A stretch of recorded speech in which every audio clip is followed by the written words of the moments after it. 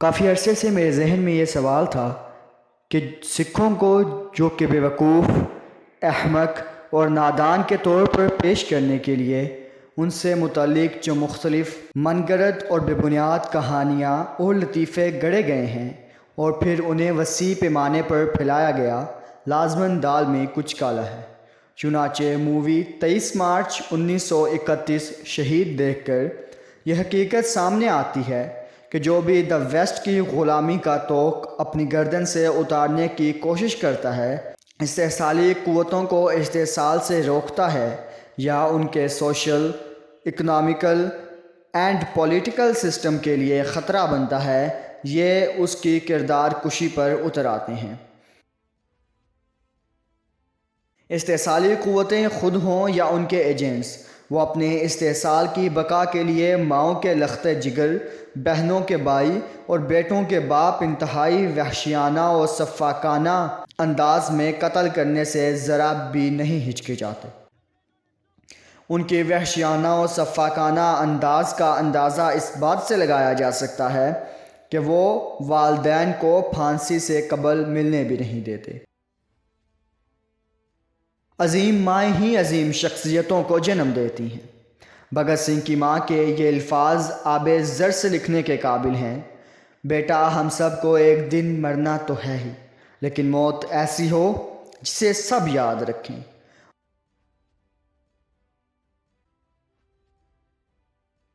بھگت سنگھ نے کہا، انگریزوں کے جانے کے بعد ان کی کرسیوں پر جو بیٹھیں گے وہ بھی ہمارے ملک کو بہت تکلیف پہنچائیں گے۔ اب جب کہ بھگت سنگھ کے کہے ہوئے ان الفاظ کو 1 صدی ہونے کو ہے، اس کے کہے ہوئے یہ الفاظ پاکستان پر 100% درست اپلائی ہوتے ہیں۔ کنڈیمڈ سیل، جن کے منہ کو انسانوں کا خون پینے کی عادت پڑ گئی ہو، ان کو وہ لوگ کنڈیمڈ پرسنز لگتے ہیں جو ان کے خون پینے کی عادت میں رکاوٹ بنتے ہیں۔ اس موقع پر ارطغرل کے وہ الفاظ بھی یاد آ جاتے ہیں جب وہ ایک بازار کو فتح کرنے کے بعد غلاموں کی خرید و فروخت کو ممنوع قرار دیتا ہے اور کہتا ہے، اب یہاں انسانوں کی طرح کاروبار ہوگا، انسانوں کا کاروبار نہیں۔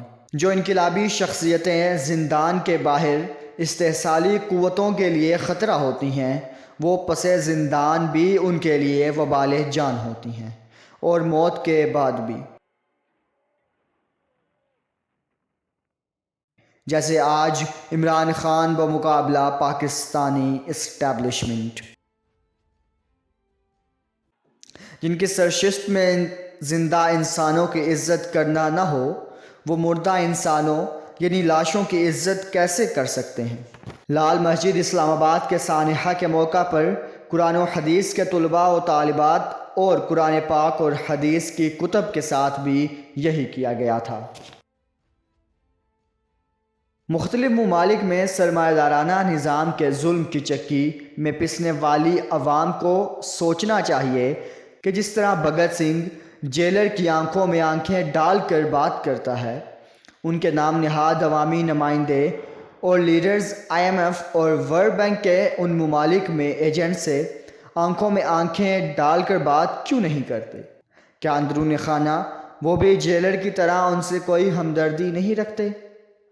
جس طرح بھگت سنگھ جیلر کو کہتا ہے کہ جو کھانا آپ قیدیوں کو دے رہے ہیں وہ ذرا خود کھا کر دکھائیے، کیا ان کے نام نہاد لیڈرز میں اتنی جرأت ہے کہ وہ IMF اور ورلڈ بینک کے ایجنٹس کو کہیں کہ جتنی کم تنخواہ اور ڈیلی ویجز پر یہ لوگ زندگی گزار رہے ہیں، آپ بھی ذرا اپنی زندگی گزار کر دکھائیے؟ بھگت سنگھ جیلر کو کہتا ہے، انگریزوں کی غلامی کرتے کرتے آپ اپنا ضمیر تو گوا ہی چکے ہیں، اپنی زبان بھی بھول گئے۔ اہل پاکستان کو بھی یہ سوچنا چاہیے، کیا ان کی اشرافیہ بھی امریکہ کی غلامی کرتے کرتے اپنا ضمیر تو نہیں گوا چکی؟ کیا وہ بھی اپنی زبان کو بھول چکی ہے؟ بھگت سنگھ تو جیل میں بھی پڑھنے کے لیے کتابیں مانگ رہا ہے۔ ہمارے معزز اساتذہ کرام کو کتابیں پڑھنے کا کتنا شوق ہے، وہ 1 مہینے میں اور 1 سال میں کتنی کتابیں پڑھتے ہیں؟ جیلر کہتا ہے، حکومت کے بازوؤں کو پکڑنے کی کوشش مت کرو بھگت سنگھ، تمہیں ان بازوؤں کی طاقت کا اندازہ نہیں۔ یہی باتیں جو جیلر بھگت سنگھ کو کہتا ہے، عصر حاضر میں حکومت کے حامی صحافی اور اینکر پرسنز صلاح احوال کے لیے کوشاں لوگوں کو کہتے ہیں۔